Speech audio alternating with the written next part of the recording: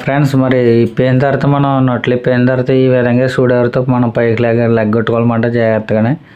కింద పెట్టి జాగ్రత్తగా మనం అటు ఇటు ఊపితే వచ్చేస్తుందండి స్క్రూడ్రైవర్ పెట్టి. స్క్రూడ్రైవర్ కదా వచ్చింది కదా.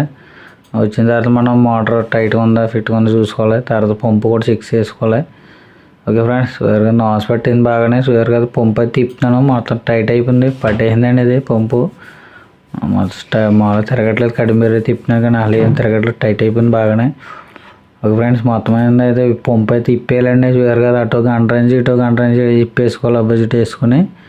ఓకే, ఆ పంపు కూడా ఇప్పుకొని పంపు మోటార్ కూడా మనం పట్టుకెళ్ళాలి, షాప్ దగ్గర పట్టుకెళ్ళి చేయాలండి రిపేరింగ్ అయితే. ఓకే ఫ్రెండ్స్, మరి ఇప్పుడైతే మోటార్ కూడా చెక్ చేయాలండి. పంపు అయితే పట్టేసింది, మోటార్ కూడా ఎలా ఉందో చూడాలి. ఇప్పుడైతే మల్టీమీటర్ అయితే చెక్ చేస్తున్నాను అనమాట, కంటిన్యూ ఎలా ఉందో. ఓకే ఫ్రెండ్స్, మరి ఈ విధంగా అయితే మనం చూసుకోవాలి. పంపు అయితే కన్ఫర్మ్ పట్టేసింది. మోటార్ కూడా చూసుకోవాలండి మనం. నేనైతే చూస్తున్నానండి కంటిన్యూ ఏ విధంగా వస్తుందో. ఓకే ఫ్రెండ్స్, మనం చూసుకోవాలి కంటిన్యూ కూడా. ఒకసారి మోటార్ కూడా కాలిపోద్ది పంపు పట్టేయడం వల్ల. అందుకని మనం వైండింగ్ ఎలా ఉందో కూడా చూసుకోవాలి. అందుకని మనం కన్ఫర్మ్ చేసుకున్న తర్వాత చూడాలి, ఓపెన్ చేయాలి. కంటిన్యూ అయితే చూపిస్తుంది, బాడీ కూడా రావట్లేదండి ప్రజెంట్. మ్యాక్సిమం పని చేయొచ్చు మోటార్ అయితే.